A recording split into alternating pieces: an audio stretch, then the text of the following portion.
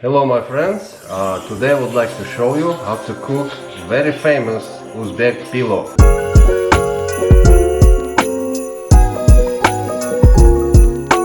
The main ingredient of course is the meat.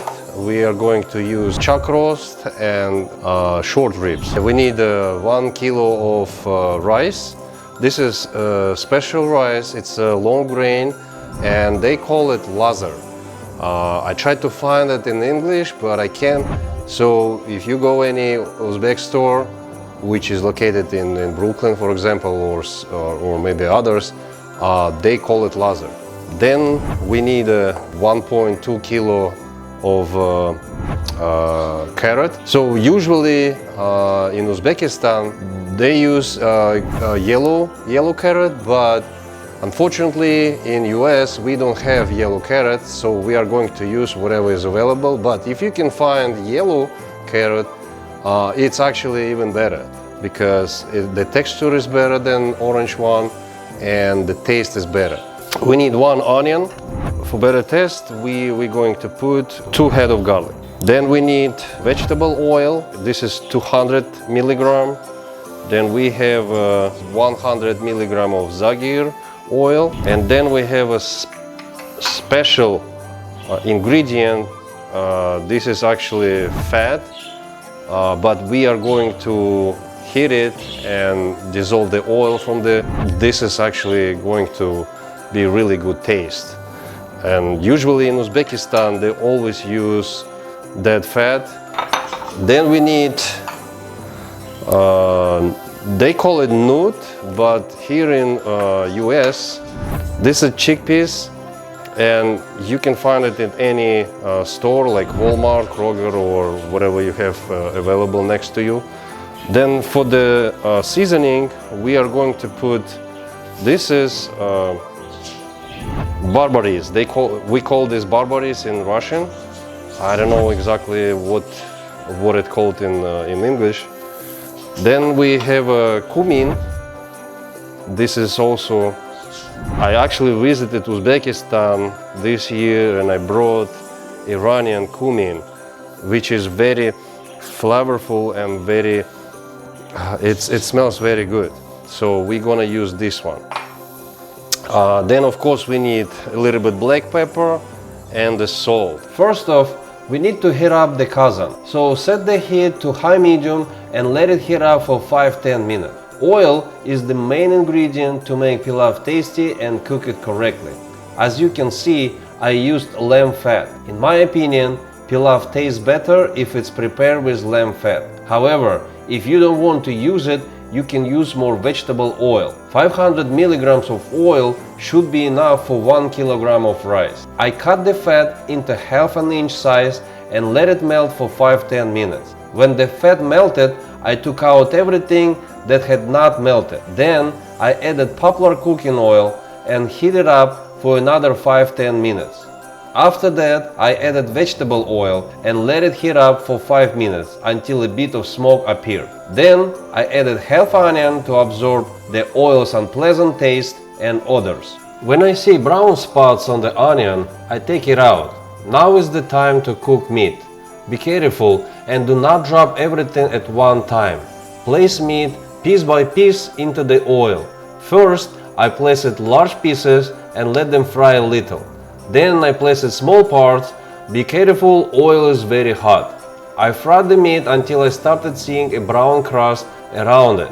Then I added chopped onion in the half rings. I fried everything together until the onion became a little clear in color. It took around 10-15 minutes. Then I added 1 tablespoon of sea salt, 1 teaspoon of black pepper, and 1 teaspoon of cumin. I stir everything periodically to make sure nothing burns. Let it fry for another 5 minutes. Add enough water to cover everything and cook until it starts boiling. After boiling for 5 minutes, I set the heat to medium and added the carrot, 1 tablespoon of sea salt and 1 teaspoon of cumin.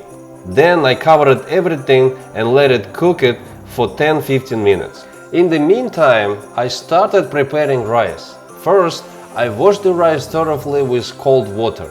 Then I add 1 tablespoon of sea salt and 1 tablespoon of turmeric to make the rice a little yellow. After all, I cover the rice with warm water and mix everything to ensure the turmeric dissolves properly. It's just for dish presentation to give the rice a more yellowish color. Turmeric is also useful for your health. Let it sit for 30 minutes, then wash it with fresh water. As you can see, rice becomes a little yellow and looks delicious. Let's return to my cousin and see what is going on under the cover. Trust me, it already smells good. I do not stir anymore because I don't want the carrot to start breaking apart. So I set my heat to low. Now we will add garlic, barberries, golden raisins and chickpeas. Also, I add 1 teaspoon of sea salt and 1 teaspoon of cumin and cover everything again for another 25-30 minutes. Now we are ready for the final step, cooking the rice. Before adding the rice, I set the heat to medium-high and added water. Add water as much as you need to cover everything with it. Wait until it starts to boil, then add rice. Distribute rice evenly and do not cover. Add 1 more tablespoon of sea salt and 1 teaspoon of cumin. And wait until water evaporates. To check if the water disappeared, poke rice with a chopstick or something else, it doesn't matter. You just need to check if water is left under the rice. It will take approximately 10 to 15 minutes for the water to evaporate. After that, only rice needs to be mixed for the first time. This procedure is to make sure the rice cooks evenly. After mixing everything, I add 1 teaspoon of sea salt and 1 teaspoon of cumin. I cover everything for another 15 minutes. Then I remove the cover and mix it again, adding another teaspoon of sea salt and 1 teaspoon of cumin. Then cover again for 15 minutes.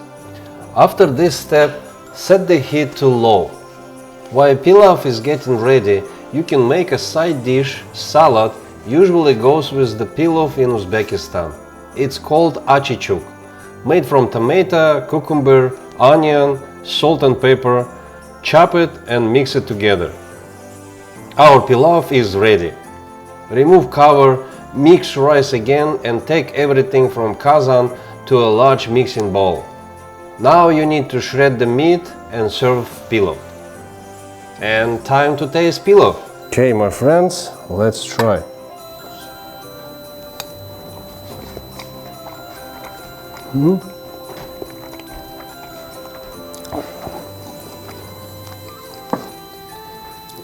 The rice is firm, cooked properly.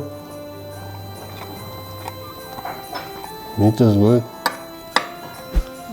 Okay, my friends, today actually is the special event because of the Christmas Eve, and I forgot a very important ingredient, which I'm going to fix it and put it.